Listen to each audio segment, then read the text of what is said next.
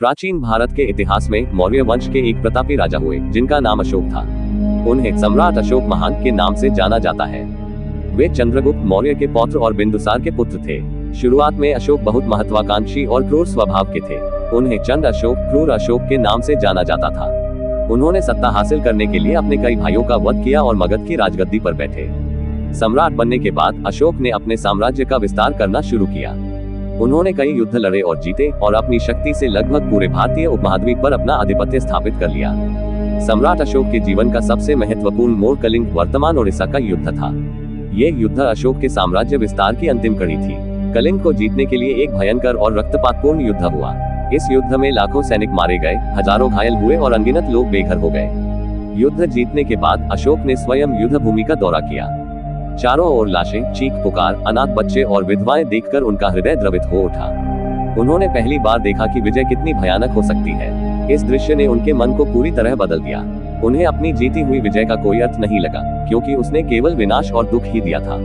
कलिंग युद्ध के इस भयानक अनुभव के बाद अशोक ने युद्ध और हिंसा से हमेशा के लिए घृणा कर ली। उन्होंने शांति की तलाश शुरू की और बौद्ध धर्म की ओर आकर्षित हुए। उन्होंने भिक्षु उपगुप्त से बौद्ध धर्म की दीक्षा ली और उसके सिद्धांतों अहिंसा, करुणा, दया और शांति को अपने जीवन का आधार बना लिया। चंद अशोक अब धम्म अशोक, धर्मपरायण अशोक बन चुके थे। बौद्ध धर्म अपनाने के बाद अशोक ने अपने शेष जीवन को लोक कल्याण और धर्म के प्रचार में समर्पित कर दिया। उन्होंने युद्ध की नीति का त्याग कर धम्म विजय, धर्म द्वारा विजय की नीति अपनाई। उन्होंने अपने साम्राज्य में लोगों के जीवन को बेहतर बनाने के लिए कई काम किए।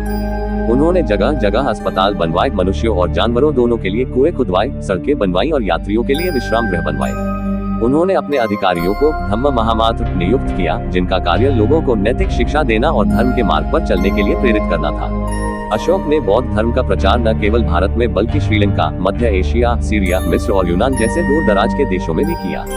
उन्होंने अपने पुत्र महेंद्र और पुत्री संघमित्रा को बौद्ध धर्म के प्रचार के लिए श्रीलंका भेजा।